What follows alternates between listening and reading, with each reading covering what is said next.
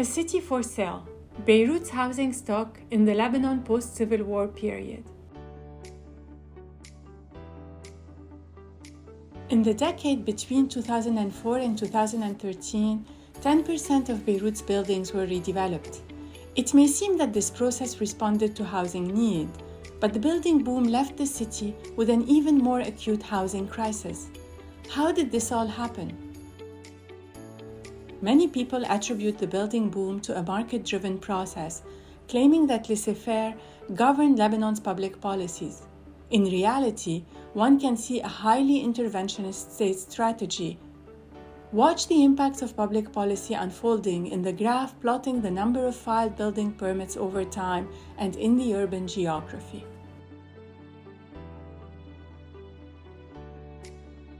As of the mid-1990s, central bank circulars and regulatory changes in building and property laws fueled building activities in Beirut.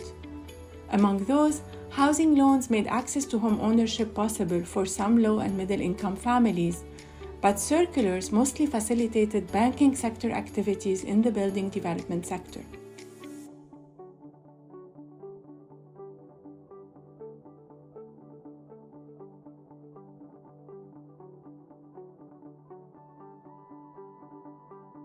In 2008, the financial strategy of the central bank attracted foreign capital flows further, channeling them in high-end developments.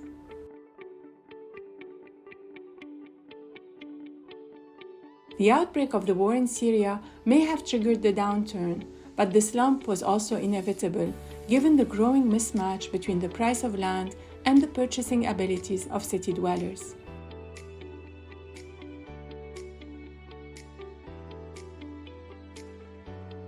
The number of building permits filed dived as of 2014.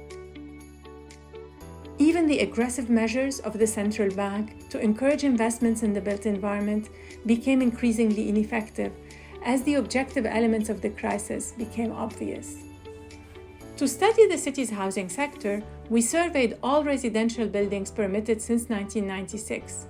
They amounted to 14% of the city's environment. The map shows the building permits filed and their actual location. They include residential buildings, buildings still standing with their residents all evicted or in the process of being evicted at the time of the survey, but also parking lots, empty areas, and high-end security buildings where we were unable to conduct surveys. One of the most poignant elements of the crisis is the mismatch between the price of land and the city's median and minimum wages.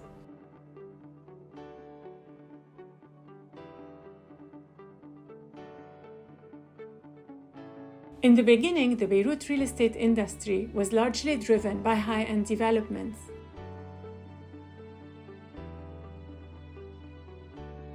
Many of these developments were built by banks and investment firms.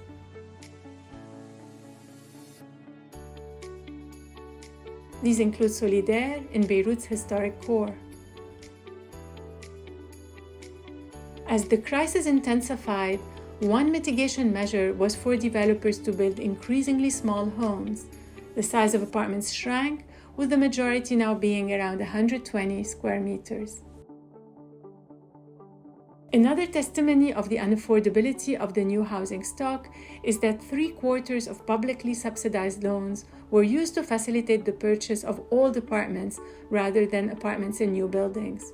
These loans were clearly clustered in the affordable neighborhoods of the city, away from all the sites of high-end development. Urban segregation intensified.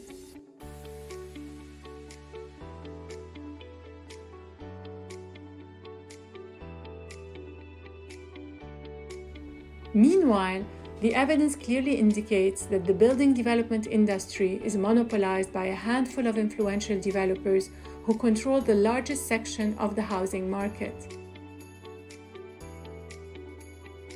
The top 10 developers in Beirut built about 20% of the city. This is not to say that the market was a seamless operation. Even more powerful than money is the influence of sectarian territorial divisions. This is reflected in Beirut's map, where identifying the developer's sect one sees a reproduction of the Civil War geography.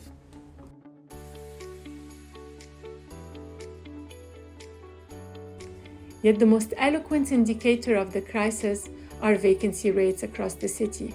23% of Beirut's apartments developed since 1996 were empty in 2019. These rates are particularly high in high-end developments.